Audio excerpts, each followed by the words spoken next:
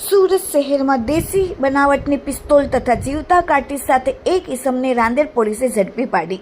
Surat police commissioner Anupamsinh ગેહલોતના આદેશ મુજબ સમગ્ર સુરત શહેરમાંથી મિલકત સંબંધી ગુના અટકાવવા તથા ગેરકાયદેસર હથિયાર વગેરેના કેસો શોધી કાઢવા માટે સૂચના આપેલ હતી. જે સૂચનાને અનુસંધાને રાંદેર પોલીસ સ્ટેશનના inspector Chaudhary sir, second police inspector Goswami શહેરના આદેશ અને માર્ગદર્શનથી રાંદેર પોલીસ સ્ટેશનના સર્વેલન્સ સ્ટાફના માણસો જ્યારે પેટ્રોલિંગમાં હતા ત્યારે ખાનગી બાતમીના આધારે આરોપી સમીર ઉર્ફે બાટલો સલીમભાઈ શેખ, ઉંમર 20, ધંધો ટેમ્પો ડ્રાઈવરનો, રહેવાસી મેમણનગર, પ્રકાશ મોબાઈલની સામે મોડાબાગર રાંદેર અને હાલમાં રહેવાસી સુમન મંગલ આવાસ ફુલવાડી રોડ, વેડ રોડ, સુરત વારો તે અત્યારે ગેરકાયદેસર પિસ્તોલ જેવું વેપન રાખીને સુકુન 3 રસ્તા પાસેથી પસાર થનાર છે.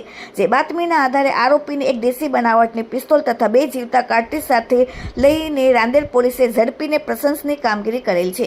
આશરે 8 મહિના પહેલા આરોપીએ મધ્યપ્રદેશ ખાતે ટ્રકમાં ગયેલ ત્યારે ત્યાંથી કોઈનું ચોરી લીધેલ હતું આ પિસ્તોલ અને પોતે હથિયાર રાખવાનો શોખ હતો, જેથી સુરત લઈ આવેલ અને પછી કોઈ દિવસ પકડાઈ જશે એવો ડર લાગતા વેચવા માટે ગ્રાહક શોધતો હતો અને ગ્રાહક મળી આવે અને વેચવાની પેરવીમાં હતો. તે દરમિયાન રાંદેર પોલીસે તેને પકડી પાડેલ છે. Bureau report, daily India TV, Surat.